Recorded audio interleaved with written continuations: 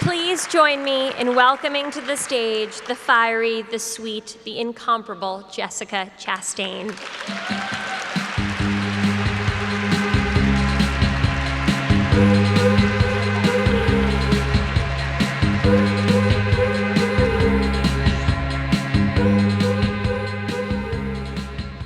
Hello. Well, first of all, I have to thank that incredible lady, Lena, there for such a wonderful intro.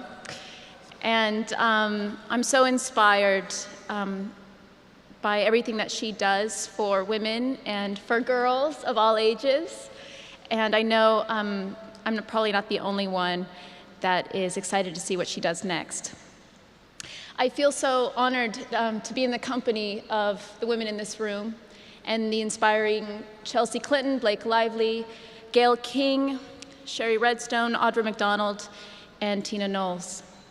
Variety, thank you for hosting this event today and for bringing us here together to shine the spotlight on organizations that support and empower women around the world. I feel privileged to stand here with Planned Parenthood, an organization that is so vital, indispensable now more than ever. Over 270,000 Pap tests and 360,000 breast exams are provided at Planned Parenthood annually, which detects and prevents cancer. The numbers do not lie. We need Planned Parenthood. As the daughter of a single mother in a low-income household, I am indebted to the organization. As I grew up, they made it financially possible and accessible for me to educate myself and to make decisions regarding my health and my future.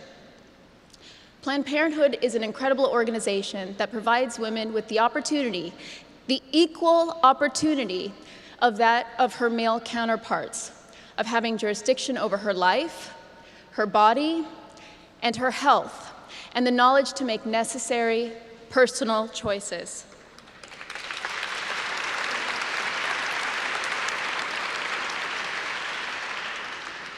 It is crucial to fight for this, and I believe that we can and we will prevail. Why? Because women are strong. We are powerful, formidable.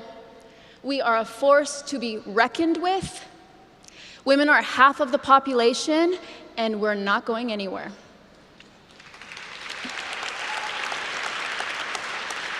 The brilliant Gloria Steinem, who's one of my personal heroes, defines a feminist as anyone who recognizes the equality and full humanity of women and men.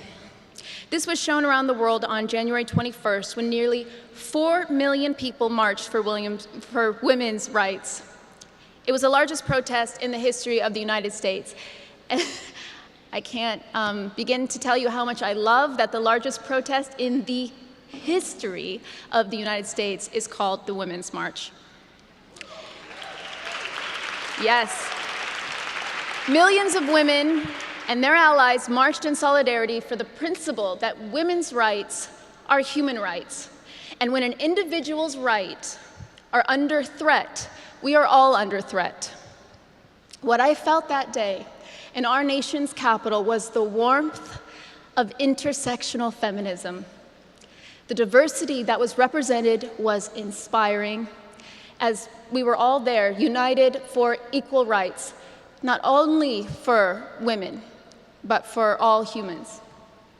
I felt a surge of hope and a certainty that no matter what is thrown our way, we are capable of demanding and creating change. So we must educate society by accepting only behavior, words, and laws that protect us all. In January, we said a collective resounding no to policies that could hurt us, and it was a declaration heard around the world. Most recently, women said no to a certain Fox News anchor. After years of sexual assault accusations and settlements were unearthed, women's rights groups called for the advertisers to pull their support from the show, and companies listened. And so did Fox. And as a result, this new news hour will now be known as simply The Factor. This is our collective power in action.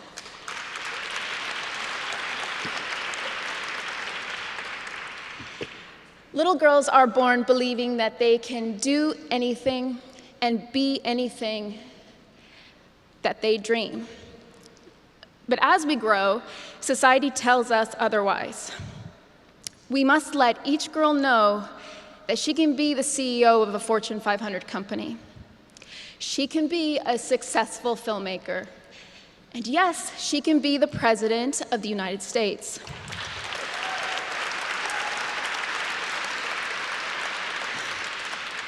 I see gender discrimination in my industry every day. There is no shortage of female talent, and yet women make up only 7% of filmmakers today. On the set of my most recent film, The Zookeeper's Wife, I had the rare feeling of being surrounded by other women at work.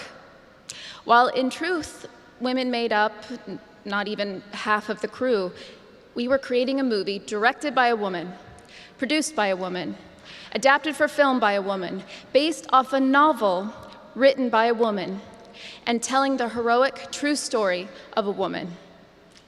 And let me tell you, not only did the world keep turning, but that movie is currently the highest grossing specialty film of 2017.